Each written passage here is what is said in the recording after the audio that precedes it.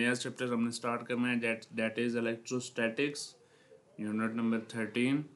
और आज के हमारे दो टॉपिक्स जो हमने डिस्कस करने हैं वो है प्रोडक्शन ऑफ इलेक्ट्रिक चार्जेस और दूसरे नंबर पे हमारा होगा electrostatic induction.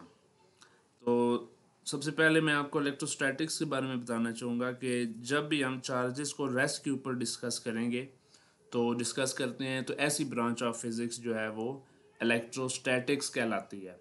Charges, study of charges at rest is known as electrostatics.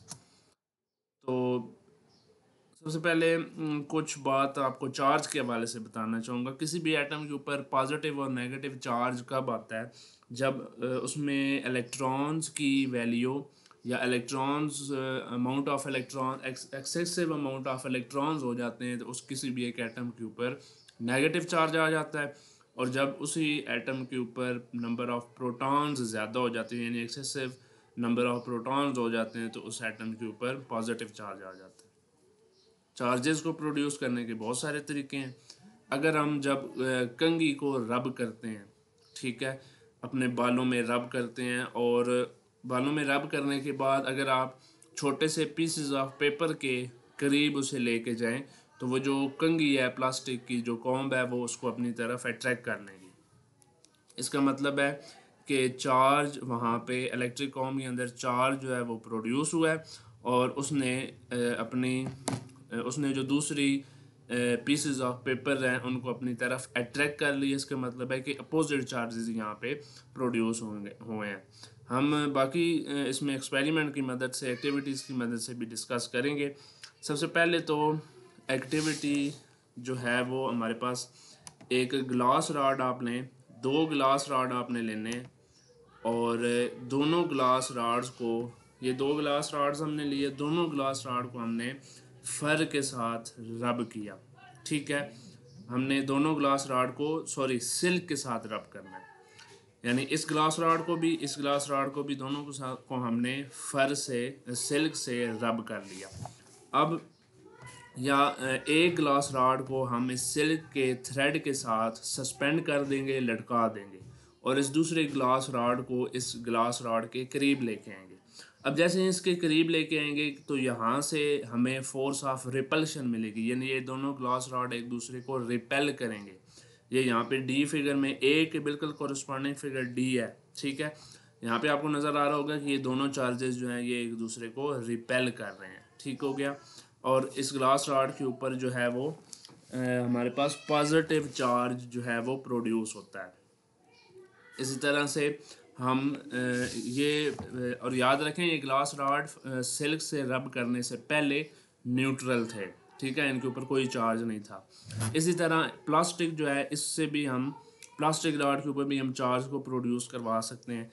जैसे कि प्लास्टिक रॉड को हम फर से अगर रब करें, ठीक है, फर से रब करने के ऊपर हमें प्लास्टिक रॉड के ऊपर एक चार्ज मिलेगा। अब वो हमें पता कैसे चलेगा कि उसके ऊपर कौन सा चार्ज है, तो वो मालूम करने के लिए सिमिलरली हम इस प्लास्टिक रॉड को इस सिल्क थ्रेड के साथ इसको लटका देंगे यहाँ पे और इसी तरह से एक प्लास्टिक रॉड और लेंगे जिसको भी फर के साथ रब करेंगे और एक दूसरे के करीब लेके आएंगे। तो यहाँ से हम देखेंगे कि दोनों प्लास्टिक रॉड जो हैं वो एक दूसरे को रिपेल कर रहे हैं, that is force of repulsion यहाँ पे लग रही है। इसका मतलब ये हुआ कि दोनों के ऊपर अपोजिट चार्ज है, तभी ये एक दूसरे को रिपेल कर रहे हैं और इस प्लास्टिक रॉड के ऊपर जो है वो नेगेटिव चार्ज आता है, यानी यहाँ पे भी नेगेटिव चार्ज है। ये जो सिल्क के साथ प्लास्टिक रॉड हमने बांधा हुआ है और इस प्लास्टिक रॉड के ऊपर भी नेगेटिव चार्ज है। तो बी फिगर भी आपको यहाँ पे ये दिखा रही है कि दोनों चार्जेस एक दूसरे से दूर जा रहे हैं, that is force of repulsion लग रही है यहाँ पे। सी फिगर में हम देखें तो अब हमने एक ग्लास रॉड लेना है और एक प्लास्टिक रॉड लेना है। प्लास्टिक रॉड को हम रब करेंगे फर के साथ और ग्लास रॉड को हम रब करेंगे सिल्क के साथ। ठीक है, अब ग्लास रॉड को हम सिल्क के धागे के साथ, सिल्क थ्रेड के साथ लटका देंगे, सस्पेंड कर देंगे और प्लास्टिक रॉड को इसके करीब लेके आएंगे। जैसे ही प्लास्टिक रॉड को हम इसके करीब लेके आएंगे तो हमें फोर्स ऑफ अट्रैक्शन शो होगी।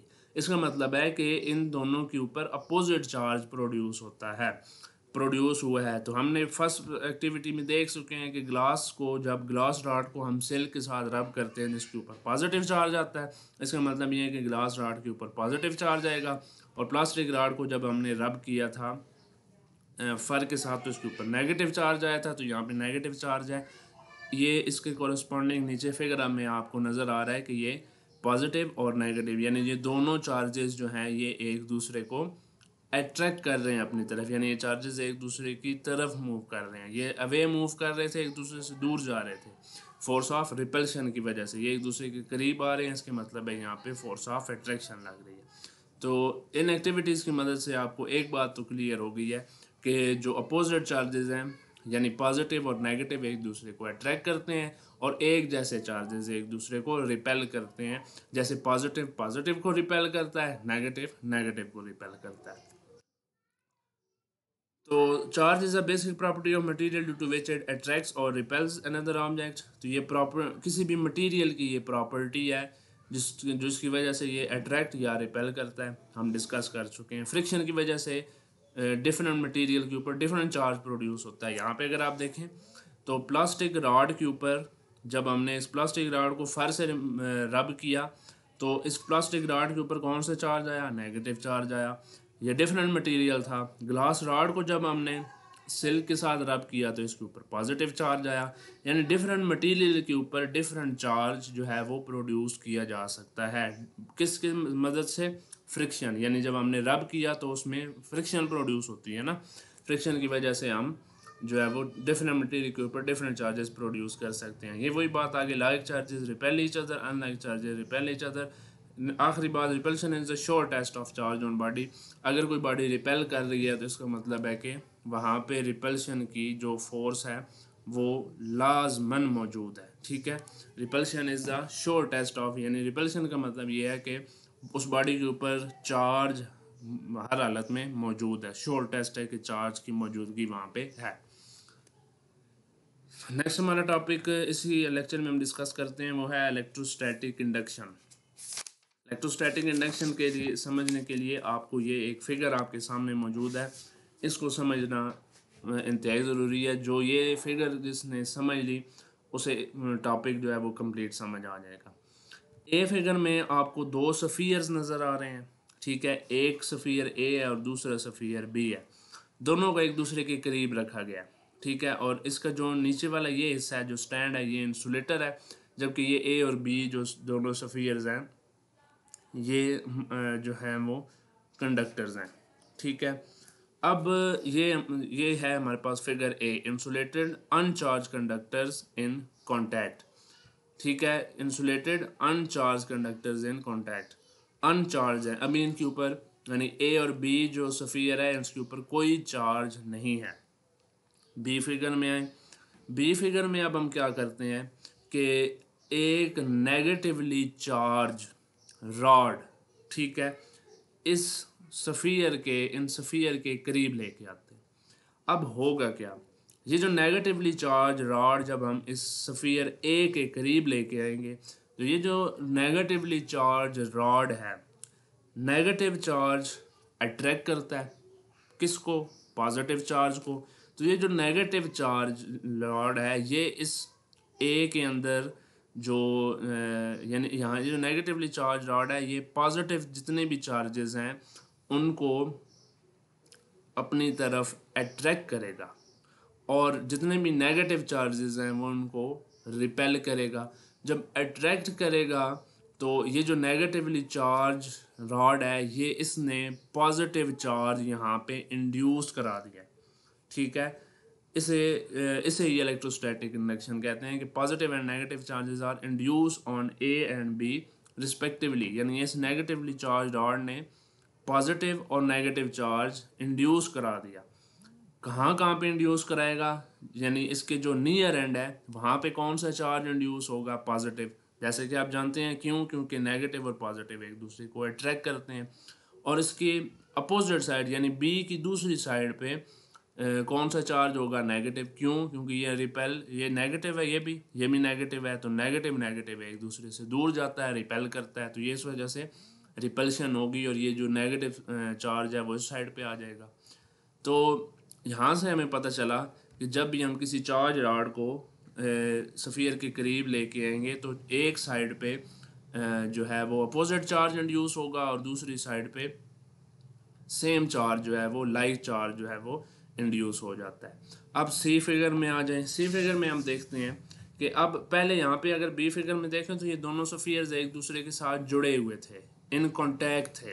अब जो सी फिगर है इसमें हम दोनों सफ़ियर्स को अलग अलग कर देंगे, लेकिन यहाँ पे गौर करें कि अभी हमने इस चार्ज रॉड को वहाँ पे ही रखा हुआ है, इसके करीब ही है, अभी हमने इसको नहीं छेड़ा। A and B separated in presence of inducing charge। यहाँ पे इंड्यूस जिसने चार्ज इंड्यूस किया था उसको अभी हमने यहाँ पे रखा हुआ है और A और B को सफ़ियर को अलग कर दिया। तो यहाँ पे हमें नज़र आ रहा है कि जो पॉजिटिव चार्ज है वो इस एंड पे मौजूद है और नेगेटिव चार्ज जो है वो इस एंड पे मौजूद रहेगा। अब जैसे ही डी फिगर में, यानी ये चार्ज डिसअपीयर नहीं होता फिर। अब डी फिगर में जैसे ही हम इस नेगेटिवली चार्ज रॉड को रिमूव कर देंगे तो क्या होगा कि ये जो ए और बी सफ़ियर है इनके ऊपर पॉजिटिव और नेगेटिव चार्ज यूनिफॉर्मली डिस्ट्रीब्यूट हो जाएगा, यानी बराबर हर एक सरफेस के ऊपर, हर एक जगह के ऊपर बराबर डिस्ट्रीब्यूट हो जाएगा, यूनिफॉर्मली डिस्ट्रीब्यूट हो जाएगा। तो इस मेथड के ज़रिए हमने जो हमारे पास न्यूट्रल चार्ज था, अनचार्ज कंडक्टर था, उसके ऊपर हमने चार्ज को इंड्यूस कर दिया, यानी अब ए के ऊपर पॉजिटिव चार्ज आ चुका है और बी के ऊपर नेगेटिव चार्ज आ चुका है। और यहाँ पे याद रखना है कि ये जो रॉड है इसको हमने टच नहीं किया ए या बी के साथ, बल्कि सिर्फ इसके करीब लेके आए हैं, जिसकी वजह से चार्जेस इंड्यूस हो गए हैं। इसी प्रोसेस को इलेक्ट्रोस्टैटिक इंडक्शन कहा जाता है या चार्जिंग बाय इंडक्शन कहा जाता है। ठीक है। अब अगर मैं आपसे पूछूं कि यहाँ पे मैं चूँकि नेगेटिव चार्ज लेके आया था तो इस एंड पे पॉजिटिव आ गया, इस एंड पे नेगेटिव आ गया। अगर मैं आपसे कहूँ कि यहाँ पे मैं पॉजिटिवली चार्ज रॉड लेके आता हूँ तो फिर क्या होगा? तो फिर ज़ाहिर सी बात है कि ए वाली ये जो साइड है यहाँ पे नेगेटिव चार्ज आ जाएगा और इस साइड पे पॉजिटिव चार्ज आ जाएगा, क्योंकि पॉजिटिव जब यहाँ पे होगा तो यहाँ पे नेगेटिव ही पॉजिटिव को अट्रैक्ट कर सकता है और पॉजिटिव ही पॉजिटिव को रिपेल कर सकता है। रिपेल्शन की वजह से फिर पॉजिटिव चार्ज इधर आ जाएगा और नेगेटिव चार्ज इधर आ जाएगा, अपोजिट सारा इसका, यानी फिर हो जाएगा। फिर इसका मतलब है कि यहाँ पे नेगेटिव चार्ज आएगा, यहाँ पे जब आप इसको सफ़ियर्स को अलग करेंगे और चार्ज रॉड को रिमूव करेंगे और यहाँ पे आपके पास पॉजिटिव चार्ज आएगा। ठीक है जी। तो ये था आपका इलेक्ट्रोस्टैटिक इंडक्शन। डेफिनेशन पे आ जाते हैं।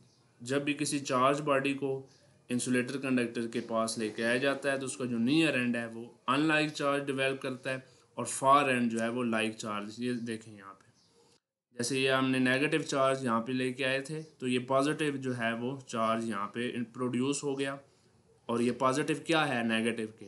अनलाइक है। ठीक है, अनलाइक है ना, यानी ये नेगेटिव है ये पॉजिटिव है।